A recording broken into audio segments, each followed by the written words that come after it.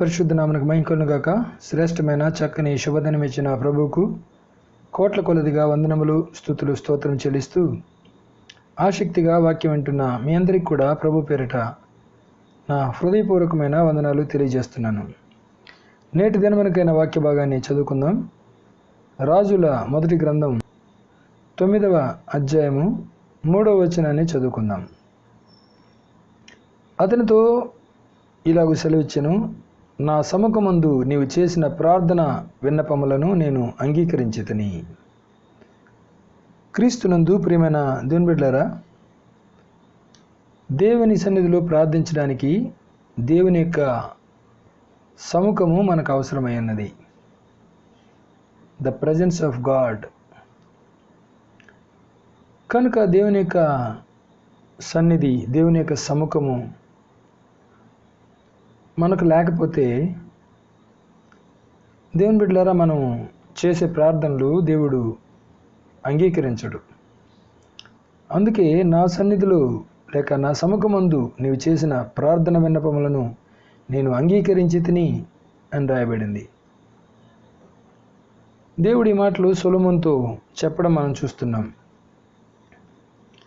కనుక దేవుని బిడ్డలారా మనం దేవుని యొక్క సన్నిధిని కాపాడుకోవడం లేక దేవుని యొక్క సన్నిధి మనతో ఎల్లప్పుడూ ఉండునట్లుగా దేవుని సంతోషపరచడం మనకు ప్రాముఖ్యమైన విషయమై ఉన్నది. దేవుని సన్నిధిని మనం కాపాడుకోకపోతే దేవుని బిడ్డలారా మన ప్రార్థనలు అంగీకరించబడవు. మరొక మాటలో చెప్పాలంటే దేవుని యొక్క సన్నిధిలో మనం నిర్దోషులముగా, నిందారహితులముగా జీవించవలసిన వారమై ఉన్నాం. అప్పుడే మనం ధైర్యముగా కృపాసనమునొద్దకి వెళ్ళగలం. దైవ గ్రంథంలో మనం గమనించినట్లయితే ఆదికాండం 3వ అధ్యాయము 8వ వచనాన్ని చదువుదాం. చల్లపూటను ఆదామును అతని భార్యయు తోటలో సంచరించుచున్న దేవుడైన యెహోవా స్వరం విని దేవుడైన యెహోవా ఎదుటికి రాకుండా తోట చెట్ల మధ్యను దాగుకొనగా దేవుడైన యెహోవా ఆదామును పిలిచి, నీవు ఎక్కడ ఉన్నావనెను. అందుకతడు, నేను తోటలో నీ స్వరం వినినప్పుడు దిగంబరినిగా నుంటిని గనుక భయపడి దాగుకొంటిని అనెను. క్రీస్తునందు ప్రియమైన దేవుని బిడ్డలారా, ఆది మానవులైన ఆదాము హవ్వలు ప్రతిదినము చల్లపూటన దేవుని యొక్క సన్నిధిని అనుభవించేవారు. ప్రతిదినము దేవుడు చల్లపూటన వారి దగ్గరకు వచ్చి వారితో సమయాన్ని గడిపేవారు. వీరు కూడా దేవుడు రాగానే లేక దేవుని యొక్క స్వరం వినగానే పరిగెత్తుకుంటూ వెళ్ళి ఆ దేవుని సన్నిధిని అనుభవించేవారు. దేవునితో ఉండేవారు, దేవునితో ఆనందించేవారు, దేవునితో ముచ్చటించేవారు. కానీ ఎప్పుడైతే పాపం చేశారో దేవుడు పిలుస్తున్న దేవుని ఎదుటికి రాకుండా తోట చెట్ల మధ్యలో దాక్కోవడం మనం చూస్తున్నాం. దేవుడు పేరు పెట్టి పిలుస్తున్నాడు. ఆదాము, నువ్వెక్కడున్నావు అని అడిగితే, నీ స్వరం విన్నప్పుడు నేను తోట చెట్ల మధ్యలో దాగుకొంటిని అంటున్నాడు. ఏమైంది అని గమనించినట్లయితే ఆదాము హవ్వలు ఆజ్ఞను అతిక్రమించడం ద్వారా, పాపం చేయటం ద్వారా మహిమ వస్త్రాలు కోల్పోయి దిగంబరులుగా మారడం మనం చూస్తున్నాం. వారి దిగంబరత్వం దేవుని యొక్క సన్నిధికి వారిని రాకుండా చేసింది. వారి యొక్క డిజొబీడియన్స్, అవిధేయత దేవుని యొక్క సన్నిధికి రాకుండా భయపడేటట్టుగా, దాగుకునేటట్టుగా చేసింది దేవుని బిడ్డలారా. కనుక నేటి దినాల్లో దేవుని యొక్క సన్నిధిలో ప్రార్థిస్తున్న మనము దేవుని మాటలకు విధేయులమవుతున్నామా? దేవుని యొక్క కట్టడలను ఆనందముతో అంగీకరించి అనుసరిస్తూ ఉన్నామా? అప్పుడే దేవుని యొక్క సన్నిధి మనతో ఉంటుంది. అప్పుడే దేవుని యొక్క ప్రజెన్స్ మనం అనుభవించగలం. క్రీస్తునందు ప్రియమైన దేవుని బిడ్డలారా, ఆదాము హవ్వలు మహిమను కోల్పోయారు, దేవుని యొక్క సన్నిధికి రాలేకపోయారు. అందుకే అందరూ పాపం చేసి దేవుడు అనుగ్రహించి మహిమను పొందలేకపోతున్నారు అని రాయబడింది. ఎప్పుడైతే పాపం చేస్తామో దేవుని యొక్క మహిమను మనం కోల్పోతాం. దేవుని మహిమను కోల్పోయినప్పుడు దేవుని యొక్క సన్నిధికి రాలేం దేవుని బిడ్డలారా. కనుక మనం చదువుకున్నటువంటి వాక్యాన్ని బట్టి గమనించినట్లయితే, నా సముఖమందు లేక నా సన్నిధిలో నీవు చేసిన ప్రార్థన విన్నపములను నేను అంగీకరించి తిని అని దేవుడు చెప్పగలుగునట్లుగా మన జీవితము ఉండాలి, మన బ్రతుకు ఉండాలి దేవుని బిడ్డలారా. ప్రార్థన చేస్తున్నాము అని చెప్పుకోవడం కాదు. ప్రార్థన చేస్తున్న మనము దేవుని యొక్క సన్నిధి కలిగి ప్రార్థిస్తున్నామా, లేక దేవుని సన్నిధి లేకుండానే ప్రార్థిస్తున్నామా? ప్రపంచంలో అనేకమైన సంఘాలు ఉన్నాయి, ఎంతోమంది ప్రార్థిస్తున్నారు, ఆరాధిస్తున్నారు. కానీ ఎంతమంది దేవుని యొక్క సన్నిధి కలిగి దేవుని ఆరాధిస్తున్నారు, దేవుని సన్నిధిలో ప్రార్థిస్తున్నారు అన్న విషయం చాలా ప్రాముఖ్యమైంది. కొన్ని ప్రార్థనలు దేవుడు వింటున్నాడు, జవాబిస్తున్నాడు. కొన్ని ప్రార్థనలు దేవుని యొక్క చెవికి వెళ్ళి చేరట్లేదు, దేవుడు వాటిని నిరాకరిస్తున్నాడు. మన పాపములు, మన దోషములు దేవునికి మనకు అడ్డుగా వస్తున్నాయి. కనుక దేవుని బిడ్డలారా, ఎల్లప్పుడూ దేవుని యొక్క ప్రజెన్స్ను మనం కాపాడుకోవడం అవసరమై ఉన్నది. పరిశుద్ధతను ఎప్పుడైతే కాపాడుకుంటామో దేవుని సన్నిధి మనతో ఉంటుంది. ఎప్పుడైతే అవిధేయులమై పాపం చేస్తామో దేవుని సన్నిధి మనతో ఉండదు దేవుని బిడ్డలారా. అనేక మందిని దేవుని యొక్క ఆత్మ విడిచిపోయినట్లుగా వాక్యంలో రాయబడింది. అనేకులను దేవుడు విడిచిపోయినట్లుగా వాక్యంలో రాయబడింది. అనేకులు దేవుని యొక్క సన్నిధిని కోల్పోయినట్లుగా దేవుని యొక్క వాక్యంలో మనం చదవగలం. దేవుని బిడ్డలారా, గమనించినట్లయితే ఆదాము హవ్వలు పాపం చేసి దేవుని ఎదుటికి రాలేకపోయారు. తర్వాత దినాల్లో మనం గమనించినట్లయితే 3వ అధ్యాయము ఆదికాండం 24వ వచనాన్ని మనం గమనించినట్లయితే, అప్పుడు ఆయన ఆదామును వెళ్ళగొట్టి ఏదెను తోటకు తూర్పు దిక్కున కెరూబులను, జీవవృక్షమునకు పో మార్గమును కాచుటకు ఇటు అటు తిరుగుచున్న ఖడ్గజ్వాలను నిలువబెట్టెను. ఇక్కడ గమనించినట్లయితే దేవుడు ఆదాముని శాశ్వతంగా వెళ్ళగొట్టాడు. ఏదైనా తోటలో కూడా ఉండకుండా వెళ్ళగొట్టాడు. దేవునికి సన్నిధికి రాకుండా వెళ్ళగొట్టాడు. క్రీస్తునందు ప్రియమైన దేవుని బిడ్డలారా, నేటి దినాల్లో అనేక మంది జీవితాలు దేవుని సన్నిధిని కోల్పోయిన వారుగా జీవించడం మనం చూస్తూ ఉన్నాం. వారితో దేవుని సన్నిధి లేకపోవడం చూస్తున్నాం. దేవుడే ఆయన సముఖము నుంచి, ఆయన సన్నిధిలో నుంచి వారిని వెళ్ళగొట్టడం మనం చూస్తున్నాం. కనుక ఈ దినాల్లో మనం ప్రార్థన చేస్తున్నాం, మంచిదే. కానీ ప్రార్థిస్తున్న మనకు దేవుని యొక్క సన్నిధి ఉన్నదా, దేవుని యొక్క ప్రజెన్స్ ఉన్నదా అన్న విషయం మనం పరీక్షించుకొని దాని తర్వాతే దేవుని బిడ్డలారా మనం ప్రార్థన ప్రారంభించాలి. అలాగే ఆదాము హవ్వల కుమారుడైనటువంటి కయీను తన తమ్ముడైనటువంటి హేబేలును చంపేస్తాడు. దేవుడు ముందుగానే మాట్లాడతాడు, నీకేల కోపం, అలాగ నువ్వు కోపడ్డట్లయితే పాపము నీ వాకిట పొంచి ఉంటుంది అని దేవుడు హెచ్చరించాడు కయీనును. ఆయనను దేవుని బిడ్డలారా, కయీను ఆ కోపాన్ని విడిచిపెట్టలేదు, దేవునికి హెచ్చరికకు లోబడలేదు. తన తమ్ముడు ఒంటరిగా ఉన్నప్పుడు అటు ఇటు చూచి తన తమ్ముని మీద పడి చంపేశాడు, హత్య చేశాడు. తర్వాత దేవుడు వచ్చి, నీ తమ్ముడైన హేబేలు ఎక్కడా అంటే, అయ్యా మీరు చెప్పినట్టుగా లోబడకుండా కోపాన్ని నా మనసులో ఉంచుకొని, హృదయంలో ఉంచుకొని నా తమ్ముని మీద పగ పెంచుకొని తమ్ముని చంపాను, దయతో క్షమించు అని అడిగి ఉంటే మరి దేవుడు క్షమించేవాడేమో. కానీ ధిక్కరించి నా తమ్మునికి నేను కావలివాడనా, నేను ఎరుగను అని అబద్ధం చెప్పడం, దేవుని ధిక్కరించడం అని చూస్తున్నాం. తర్వాత దినాల్లో అనగా ఆదికాండం 4వ అధ్యాయం 14వ వచనం మనం గమనించినట్లయితే, నేడు ఈ ప్రదేశము నుండి నన్ను వెళ్ళగొట్టితివి, నీ సన్నిధికి రాకుండా వెలివేయబడి దిగులు పడుచు భూమి మీద దేశదిమ్మరణయుందును అని కయ్యను చెప్పడం చూస్తున్నాం. దేవుడు కయ్యనును తన సన్నిధిలో నుంచి వెళ్ళగొట్టాడంట.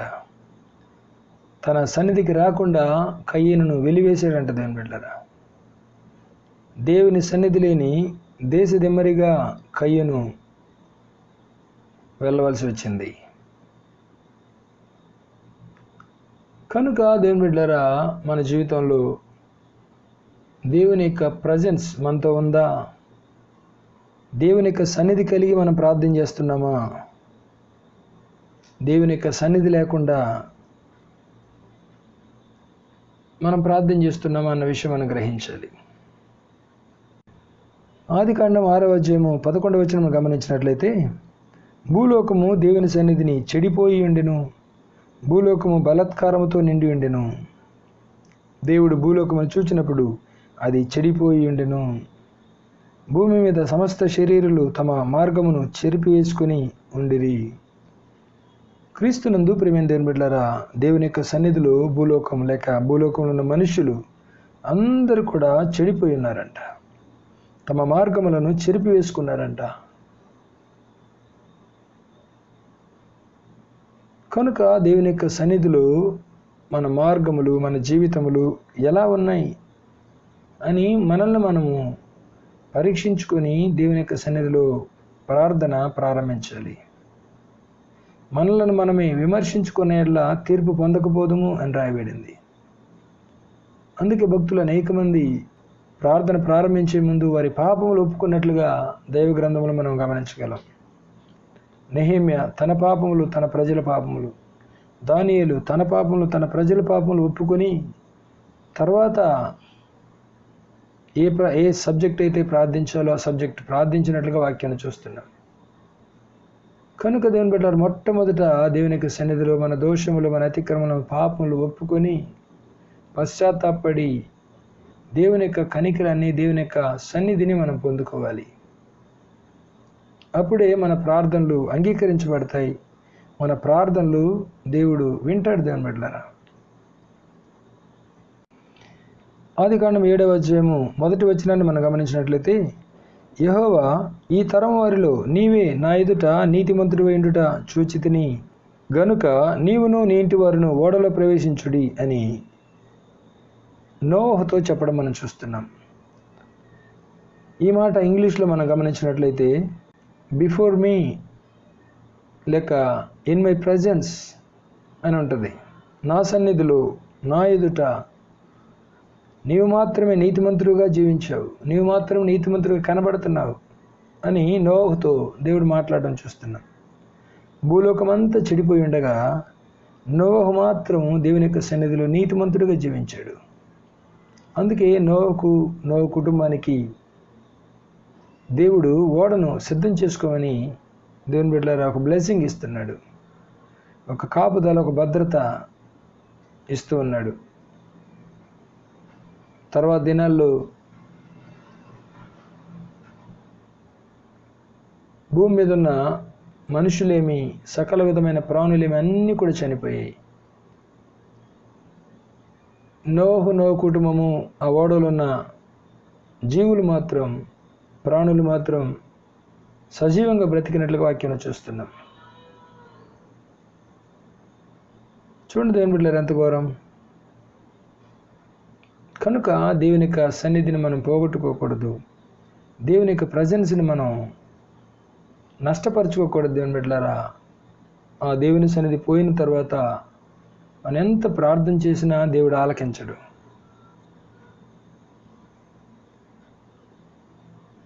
దేవుని యొక్క ఆత్మ సౌలుని విడిచిపోయి దురాత్మ ఒకటి అతన్ని వెరపించును అని రాయబడింది.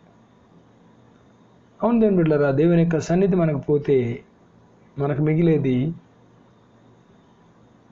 లోకమే. కనుక బహు భయముతో వణకుతో దేవుని యొక్క సన్నిధిని మనం కాపాడుకోవాలి.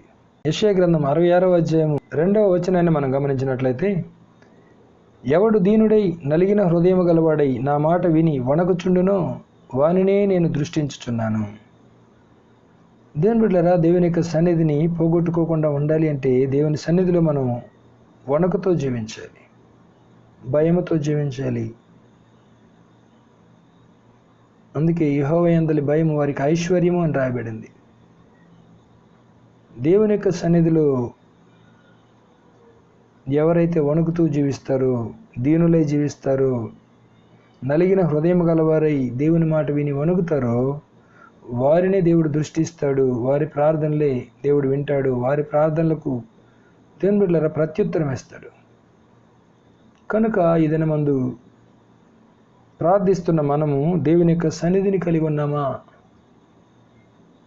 దేవుని యొక్క ప్రజెన్స్ మనతో ఉందా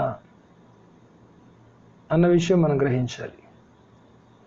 చక్కని మాట నిర్గమకాండంలో రాయబడింది, చదువుదాం. నిర్గమకాండం 33వ అధ్యాయము 3వ వచనాన్ని మనం గమనించినట్లయితే, మీరు లోబడనొల్లని ప్రజలు గనుక నేను మీతో కూడా రాను, త్రోవలో మిమ్మల్ని సంహరించదనేమో అని మోషేతో చెప్పాను. ప్రజలు ఆ దుర్వార్తను విని దుఃఖించిరి, ఎవడను ఆభరణములను ధరించుకొనలేదు. దేవుని బిడ్డలారా, దేవుడు ఇంతవరకు వారితో వస్తున్న దేవుడు ఇక మీదట నేను రాను, మీరు లోబడనొల్లని ప్రజలు, ఒకవేళ మార్గంలో నేను కోపించి మిమ్మల్ని సంహరించదనేమో అని దేవుడు చెప్పినప్పుడు దేవుని ప్రజలందరూ దుఃఖించారంట. మోషే కూడా దేవుని సన్నిధిలో బహుగా విన్నవించాడు, విజ్ఞాపన చేశాడు, ప్రభు సన్నిధిలో ప్రాధేయపడ్డాడు. అందుకే 14వ వచనం గమనించినట్లయితే, అందుకైన నా సన్నిధి నీకు తోడుగా వచ్చును, నేను నీకు విశ్రాంతి కలుగు చేసేదను అని మోషేతో చెప్పడం మనం చూస్తున్నాం.